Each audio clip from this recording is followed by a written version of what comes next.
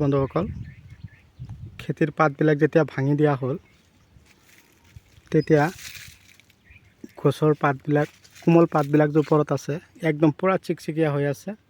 আৰু গছত লাগন চাওক, এইটো হাইব্ৰিড পটল হয়। যিফালে মই অন কেমেৰা দেখুৱাই আছোঁ ঘূৰাই ঘূৰাই, সিফালে পটল আৰু পটল